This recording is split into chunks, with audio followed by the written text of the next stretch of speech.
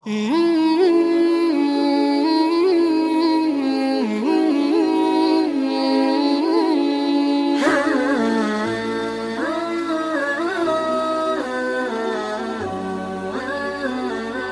akan pilih teman-teman sekalian dari kalangan manusia yang dianggap paling top di kalangan manusia. Para raja-raja, para ilmuwan, dan yang ketiga adalah para pemikir. Kalau bahasa akademiknya filosof. Namrud dulu ibu kotanya di Babilonia di Irak, seluruh Asia dikuasai sama dia. Datang setelah itu ratusan tahun Fir'aun di sisi lain dunia, di Afrika, di Mesir, seluruh Afrika dan Eropa di bawah kekuasaan dia. Pasukan perangnya nggak pernah kalah. Dan yang luar biasa, mereka menobatkan diri menjadi Tuhan. Masyarakatnya mengiyakan, menyembah sebagai Tuhan. Coba bayangin, apa yang tertinggal nih? Sudah sempurna fisik, keturunan banyak, kaya raya, raja, wilayah kekuasaan setengah dunia, pasukannya nggak pernah kalah perang, ngaku Tuhan diiyakan.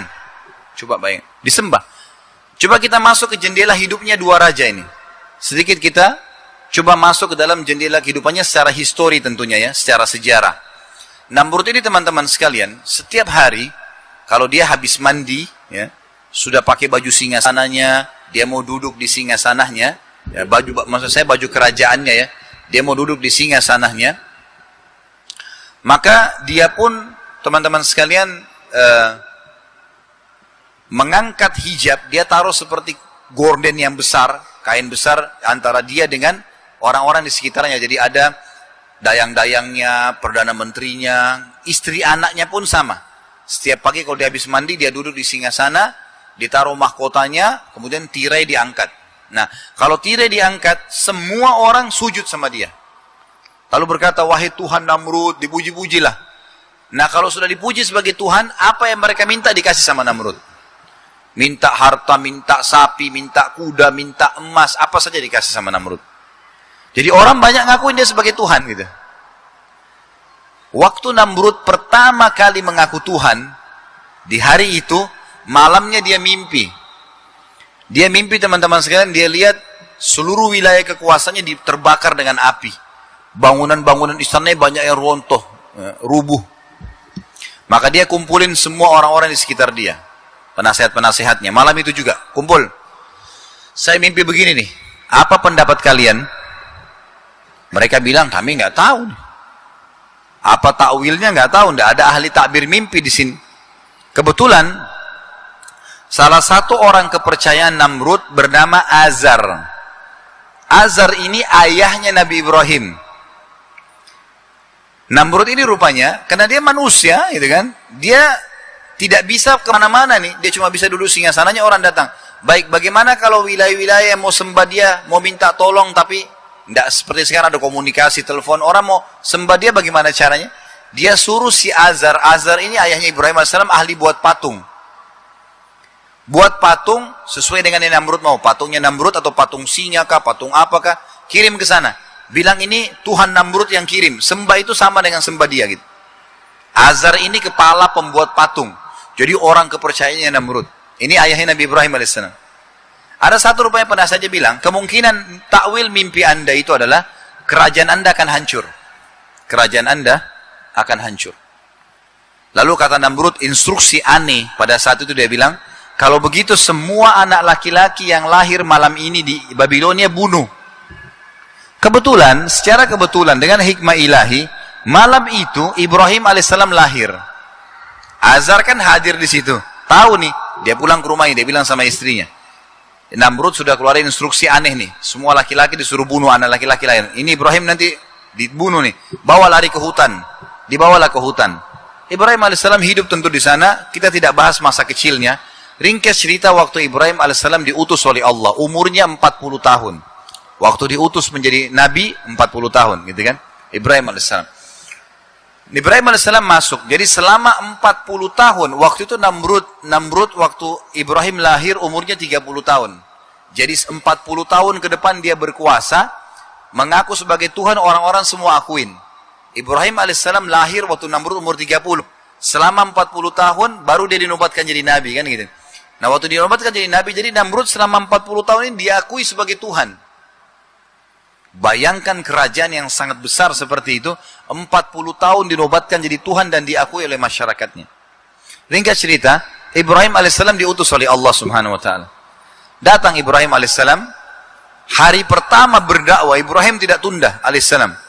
Jadi Namrud rupanya bangun sebuah, kalau kita tempat ibadah ya, mungkin masjid kalau kita, kalau orang mereka itu dulu kayak biara lah. Ya. Dibangun bangunan besar, bangunan itu bertangga, sampai sekarang di Irak ada, di Babilonia ada. Peninggalan Namrud masih ada sekarang. Ada tempat kayak ibadahnya mereka, itu di dalam ruangan, teman-teman sekalian, di kiri kanan bangunan, kalau masuk ke dalam, itu tempat-tempat patung. Patung-patung, macam-macam patung, ada puluhan, mungkin belasan atau puluhan patung bisa dimuat di situ. Dan yang paling ujung tengah-tengahnya patungnya Namrud. Setiap hari masyarakat Babilonia datang ke situ, bawa sesajen, ya, minta-minta, dianggap ini dewa inilah, dewa angin lah, dewa ini, dewa itu, dikasih nama-nama sama mereka. Dan patung ini teman-teman ditaruh di tempat yang agak tinggi. Untuk naik ke situ harus ada tangganya. Dan tidak boleh ada orang selain penjaga kuil yang dianggap suci oleh mereka naik nyentuh patung itu, Tuhan mereka. Kalau nyentuh bisa kualat. Nggak boleh nyentuh. Baik, ringkas cerita, penjaga kuil ini pun punya baju khusus. Kalau misalnya ada yang mau kasih sajen, ini saya mau kasih untuk dewa ini misalnya, maka si penjaga itu yang antar ke atas. Baru sudah ditaruh, baru kemudian dia berdoa, gitu-gitulah ya. Ibrahim alaihissalam pada malam itu, hari diutus jadi oleh Allah SWT, datang ke kuil itu. Orang-orang lagi pada nyembah-nyembah nih. Ibrahim alaihissalam bajunya biasa, bukan baju penjaga kuil, naik ke tangga tadi. Terus didatangi sama Ibrahim patung pertama. Orang semua pada ngelirik, karena ini bukan pengurus kuil. Ibrahim tidak dikenal, karena selama ini bukan di Babilonia, dia di luar Babilonia kan. Kan dia dibawa di hutan waktu dia masih kecil gitu kan. Jadi kisah Nabi Ibrahim AS yang dia lihat bulan, dia bilang ini Tuhanku, matahari. Dalam Al-Quran, itu di hutan tuh. Gitu kan. Di hutan, dia mencari tahu mengenal Allah Subhanahu Wa Taala. Ringkas cerita, Ibrahim AS naik, orang semua jadi hening, berhenti beribadah. Terus tiba-tiba mata mereka ke arah Ibrahim. Ibrahim AS lihat sesajen di situ ada, diambil sama dia. Lalu diangkat sama dia. Dalam beberapa asar disebutkan Ibrahim sempat menggigit sebuah apel, gitu. Dia nggak makan. Jadi selama ini sesajen, jangankan disentuh ya, ngantar sendiri bisa kualat ke patung, apalagi nyentuh. Ibrahim alaihissalam makan. Lalu Ibrahim, dia tidak telan, dia cuma makan lalu dia bilang, wahai yang dianggap Tuhan oleh masyarakat Babilonia. Dia aja ngomong tuh patung. Apa kau tidak marah saya ambil sesajenmu? Tentu patung tidak ada nyaut. Patung mau bicara apa? Nggak mungkin. Diulangi sama dia. Wahai yang dianggap Tuhan oleh masyarakat Babilonia. Apa kau tidak marah saya ambil sesajenmu? Sama saja. Patung pasti nggak ada suaranya. 3 kali sama. Apa yang terjadi teman-teman sekalian? Ibrahim alaihissalam ambil apel tadi, dibuang dari mulutnya yang sudah digigit. Diambil apel itu dilempar ke wajahnya patung itu. Lalu jatuhlah apel itu kan. Pastilah patung nggak bisa buat apa-apa secara akal sehat gitu. Lalu kata Ibrahim alaihissalam, wahai yang dianggap Tuhan Babilonia, kau nggak bisa marah? Kau nggak marah saya lempar wajahmu dengan apel tadi? Tentu tidak ada sautan. 2 kali, 3 kali. Kata Ibrahim, kau tidak layak untuk disembah. Pindah lagi ke patung sebelah, dibuat sama. Patung sebelah, dibuat sama. Semua patung dipermalukan oleh Ibrahim alaihissalam. Orang-orang di kuil ini bengong melihat kejadian ini. Nggak ada nih, nggak ada kualat, nggak ada putus tangannya, nggak ada buta matanya, nggak ada khurafat yang selama ini disebarin. Sampai selesai Ibrahim mutar, di ujung sebelah kiri, dari kanan dia mulai kiri. Lalu dia mengatakan, wahai masyarakat Babilonia, lihat nggak, yang ini yang kalian sembah nih. Apa yang mereka bisa buat? Makan mereka tidak bisa makan sesajen yang kalian kasih. Ngapain kasih makanan? Tuhan kalian ada namanya Allah. Ikutilah saya karena saya utusannya, saya akan pandu kalian ke Allah itu. Orang-orang pada diam. Sempat ada yang bilang, bubar aja bubar, ini Ibrahim orang gila nih. Bubar mereka. Ibrahim bilang, sebentar, sebelum bubar, saya sampaikan ya, kalau kalian tidak mau berhenti, saya akan buat tipu daya dengan Tuhan-Tuhan kalian nih. Mereka belum tahu Ibrahim mau buat apa nih. Bubar. Tinggal penjaga kuil yang dianggap orang suci tadi. Ibrahim rupanya keluar cari kampak. Naik di atas itu dihancurin tuh patung-patung. Kepalanya dipotong, tangannya dipotong, kakinya dipotong. Penjaga kuil sendiri ketakutan lihat Ibrahim. Ini Ibrahim luar biasa nih. Tidak takut kualat, ini kualat. Dan ini keyakinan 40 tahun. Bukan baru gitu. Semua dihancurin sama Ibrahim alaihissalam, sudah berantakan tuh tempat. Lalu yang ditinggalkan oleh Ibrahim patungnya Namrud yang paling besar. Oleh Ibrahim diambil tuh kepala-kepala patung, ditaruh di patungnya Namrud. Terus kampaknya ditaruh di tangannya patung Namrud. Udah, Ibrahim tinggalin tuh. Besok pagi orang Babylon mau nyembah. Seperti biasa, berantakan semua di tempat ibadahnya mereka. Mereka bilang, dalam Al-Quran diceritakan, siapa yang membuat ini pada Tuhan-Tuhan kami? Kata penjaga kuil, tuh yang tadi malam namanya Ibrahim tuh. Panggil. Datang Ibrahim alaihissalam. Apa kau lakukan Ibrahim pada Tuhan-Tuhan kami? Kata Ibrahim, kok tanya saya? Yang pegang kampak siapa? Kan kampak ada di situ tuh, yang besar. Tanya kalau dia bisa ngomong. Gitu. Maka Allah bilang kembali ke diri mereka. Kayaknya memang kita yang salah nih. Gitu kan. Mereka bilang gitu. Tapi rupanya ada satu orang situ, nggak mau. Fanatik buta. Nggak, kita harus lapor kepada Tuhan terbesar nih, Namrud. Gitu. Kata Ibrahim, nggak usah lapor, saya ke sana. Waktu itu kebetulan pagi hari kan, Namrud lagi kayak tadi, lagi pakai baju singgasananya, orang bondong-bondong masuk yang punya hajat, Ibrahim ikut tuh sama orang-orang. Begitu tirai diangkat, orang semua sujud kepada Namrud. Ibrahim gak sujud, berdiri sendiri. Ini baru pertama kali, 40 tahun ada orang tidak sujud pada Namrud. Baru ini. Namrud tanya, siapa kamu ini? Berani benar gak sujud dengan saya? Ibrahim seorang nabi. Memang tugasnya membatalkan kekafiran itu. Kata Ibrahim apa? Dia tidak panggil Tuhan, tidak panggil raja apalagi Tuhan gitu. Kata Ibrahim, wahai Namrud. Dipanggil Namrud. Begitu dipanggil wahai Namrud, orang yang lagi sujud ini berdiri semua. Orang panggil nama Namrud siapa nih? Gitu. Belum pernah. Ini panggil Tuhan, panggil raja, panggil-panggilan terhormat. Wahai Namrud, dari mana kau ngaku Tuhan? Kau ini manusia biasa seperti saya. Kamu punya 2 mata, saya punya 2 mata. Kamu punya 2 tangan, saya punya 2 tangan. Kamu punya 2 kaki, saya punya 2 kaki. Apa bedanya dengan saya? Kamu juga sama dengan saya, lahir dari rahim seorang ibu, bayi, anak-anak, remaja, tua kayak kamu sekarang. Kamu juga akan mati. Seperti manusia lainnya. Kamu lapar, kamu haus, kamu juga tidur kalau kamu capek. Dari mana kamu ngaku Tuhan? Tuhanku dan Tuhanmu, ada namanya Allah. Allah itu menghidupkan dan mematikan. Rupanya Namrud ini terpukul sebenarnya. Belum pernah ada orang bilang seperti ini. Dan ini luar biasa, kurang ajar bagi dia ya. Di istanahnya, di depan orang-orang, semua dipermalukan. Tapi Namrud nggak mau perlihatkan emosinya. Diredam sama dia. Dia bilang, wahai Ibrahim, kalau Tuhanmu kau bilang itu menghidupkan dan mematikan, saya juga bisa. Mau bukti? Kata Ibrahim, tentu saja. Namrud pakai akal-akal manusianya nih. Dia bilang sama prajuritnya di depan pintu, tangkap 2 orang yang lewat depan istana. Siapa saja, lewat 2 laki-laki ditangkap. Lalu yang satu oleh Namrud disuruh bunuh, yang satu disuruh pergi. Dikasih apa saja yang dia mau. Kata Namrud, lihat, saya juga mematikan dan menghidupkan. Tentu ini kebodohan ya. Kenapa kebodohan? Karena orang yang disuruh pergi sudah hidup sebelumnya. Jadi dia menipu diri dia sendiri sebenarnya. Jibril alaihissalam datang waktu itu menyampaikan kepada Ibrahim, wahai Ibrahim, ini orang ini keras kepala. Kalau kau cuma kasih contoh-contoh di dunia, di bumi, dia akan cari alasan. Tantang dia di langit. Baik, kata Ibrahim alaihissalam, baiklah. Wahai Namrud, Tuhanku dan Tuhanmu Allah, setiap hari menerbitkan matahari dari timur, menerbenamkannya di barat. Apa kau bisa? Apa Namrud mau bilang kira-kira? Contoh apa yang dia bisa lawan matahari? Terbit dan terbenam. Maka kata Allah, fabuhital ladzi kafar. Maka orang kafir itu jadi terdiam. Emosinya naik nih. Dia bilang penjarakan Ibrahim. Penjarain. Bubar semua orang. Bubar. Lalu Namrud kumpul nih sama orang-orang penasihat-penasihatnya. Ini Ibrahim ini luar biasa nih. Membantah ketuhanan saya nih. Ini kalau dibiarin bahaya. Saya mau bunuh Ibrahim. Tapi saya nggak mau mati biasa, kata Namrud. Saya mau mati yang luar biasa. Yang spektakuler.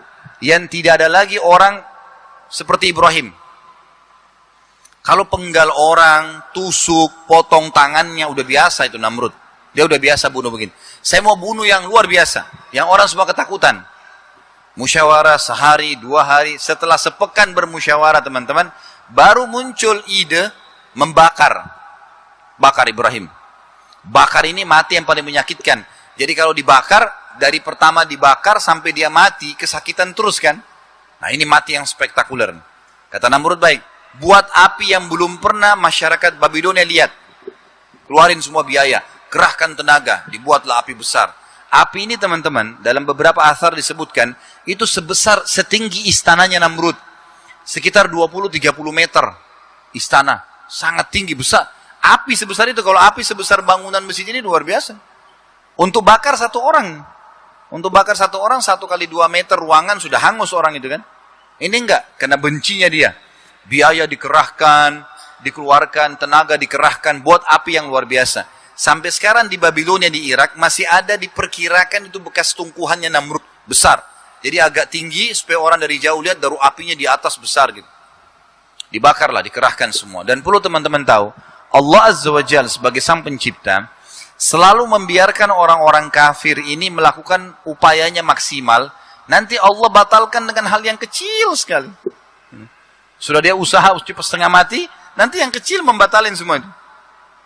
Yang terjadi adalah setelah api terbakar sampai dalam beberapa athar yang lain. Athar ini maksudnya riwayat ya. Ada riwayat yang menjelaskan kalau burung lewat di atas api itu langsung hangus. Karena panasnya gitu, besarnya.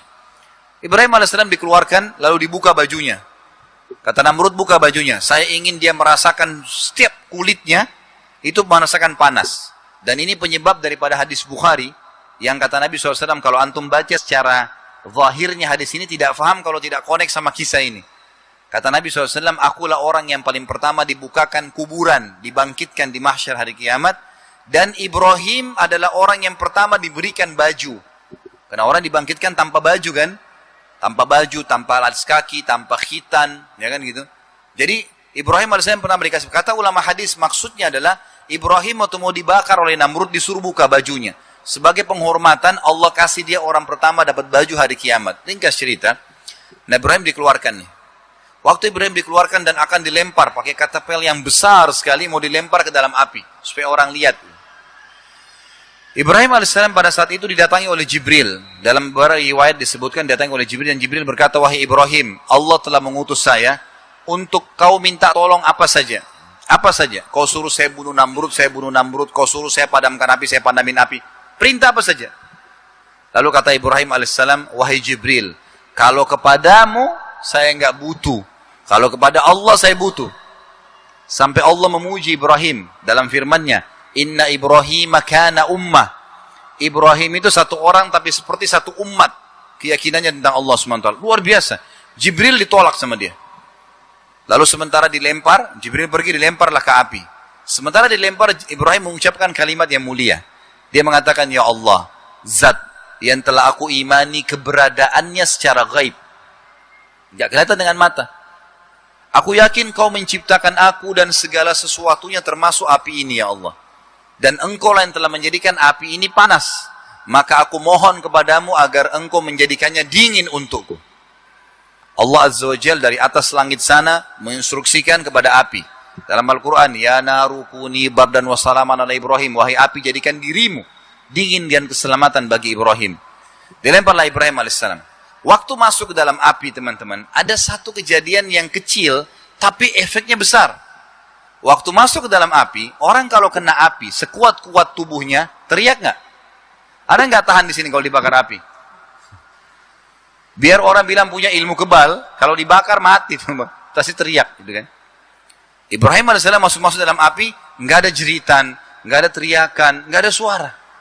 Dan Namrud ini saking jengkelnya sama Ibrahim, di sekitar lingkaran api itu ditaruh prajurit-prajurit pilihan. Jadi kalau sampai Ibrahim mau lari, didorong lagi. Luar biasa gitu. Sudah apinya panas, ini burung lewat langsung hangus, manusia juga sama. Gak ada suara. Orang-orang hening semua, kok bisa? Kejadian kecil ini, tapi besar efeknya. Namrud bilang, oh Ibrahim sudah mati begitu kena uapnya api saya. Baiklah, orang percaya saja. Bubar semua. Kata Namrud, bakar Ibrahim 3 hari. Jangan keluarin dari api, 3 hari. Setelah 3 hari kumpul lagi semua ya. saya ingin melihat debunya Ibrahim. Dengan sombong. Dan dia bilang, sebarkan berita, siapapun yang seperti Ibrahim nasibnya akan sama nih. Membantah ketuhanan saya akan dibakar begini. Baik.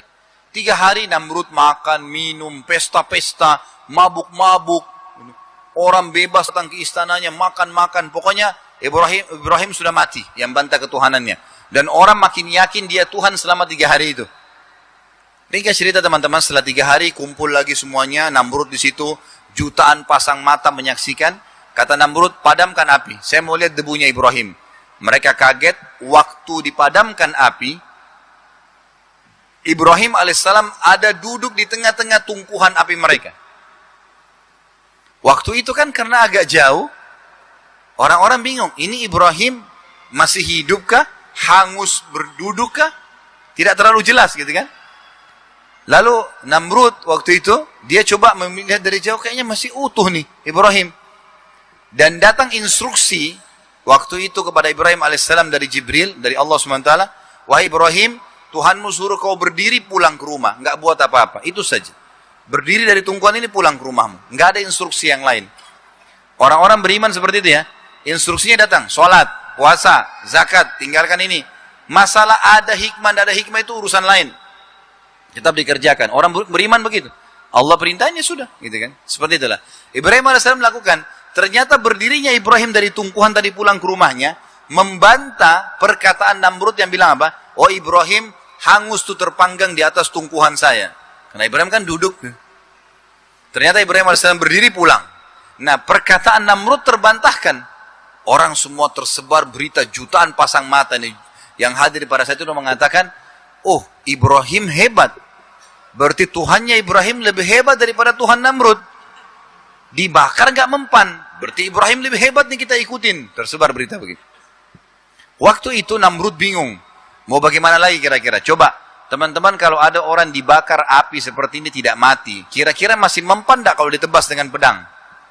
Nah, udah gak, pasti gak mempan otomatis kan. Api aja besar gak makan, apalagi pedang gitu. Namrud pulang ke istananya semalam suntuk, gak bisa tidur dia. Sumpek, ini gimana lagi? Mau dihadapin. Semua biaya terbesar, semua cara yang paling hebat menurut manusia sudah dilakukan. Tapi Allah batalkan dengan sesuatu. Nggak terbakar. Udah selesai. Mau buat apa dia? Gak bisa. Baik. Keesokan paginya, Allah Azza wa Jalla mempermalukan Namrud. Membongkar kedoknya. Dengan mengutus padanya seekor lalat. Lalat ini teman-teman sekalian masuk di lubang hidungnya Namrud. Sampai ke otaknya. 3 hari. Dia siksa tadi Ibrahim 3 hari niatnya. Allah siksa 3 hari dengan lalat. Dipukul-pukul, nangis-nangis, teriak. Nggak bisa. Nggak makan, nggak minum, nggak tidur, nggak buang air besar. 3 hari. Kira-kira manusia kalau begini 3 hari mati nggak? Namrud akhirnya mati tergeletak. Dengan tubuhnya yang besar jatuh di dekat singgasananya. Dengan hikmah Allah, orang-orang yang paling percaya dia sebagai Tuhan, orang sekitarnya datang dekatin. Lalatnya keluar. Tersebar berita Namrud dibunuh oleh lalat. Habislah cerita Namrud nih, yang terkenal sebagai orang yang kuat, orang yang kaya, orang yang Tuhan 40 tahun. Habis ceritanya. Lalat mati. Baik, kita lihat, ini ceritanya tentu teman-teman ada dalam Al-Quran ya. Ada beberapa tempat, tapi kalau antum mau baca ada dalam surah Al-Baqarah, urutan 2 ayat 258. Saya bacakan satu ayat ini. A'udzubillahi minasyaitonir rajim. Saya tidak bisa bacain semua ayatnya karena akan panjang ya. Tapi kisah ini semua saya ambil dari ayat-ayat Al-Quran tentunya dan hadis Nabi SAW. Di antara ayatnya Al-Baqarah 258. A'udzubillahi minasyaitonir rajim. Alam tara ilal ladzi hajja Ibrahim fi rabbih an ataahu Allahul mulk. An ataahu Allahul mulka idh qala Ibrahim rabbiyal ladzi yuhyi wa yumiitu qala ana uhyi wa umiit. Qala Ibrahim fa inna Allah ya'ti bisyamsi minal masyriqi fa'ti biha minal maghribi fa buhita alladzi kafar wallahu la yahdil qaumadh dhalimin. Tidakkah engkau melihat orang yang telah berdebat dengan Ibrahim tentang Tuhannya? Tadi Namrud dengan Ibrahim lagi debat ya. Bahwasanya orang itu sebenarnya Allah yang kasih kerajaan. Lalu Ibrahim berkata, Tuhanku yang menghidupkan dan mematikan. Lalu dia bilang, saya juga hidupkan dan mematikan. Dengan cara tadi kalau hadis menjelaskan, dia suruh tangkap 2 orang, satu dibunuh, satu dibiarkan pergi. Lalu Ibrahim berkata, kalau begitu, Tuhanku dan Tuhanmu Allah mendatangkan matahari dari timur ke barat, terbit dan terbenam. Apa kau bisa? Maka Allah bilang, fabuhital ladzi kafar. Maka orang kafir itu terdiam, nggak bisa ngomong apa-apa. Dan Allah tidak memberikan hidayah kepada orang-orang yang zalim.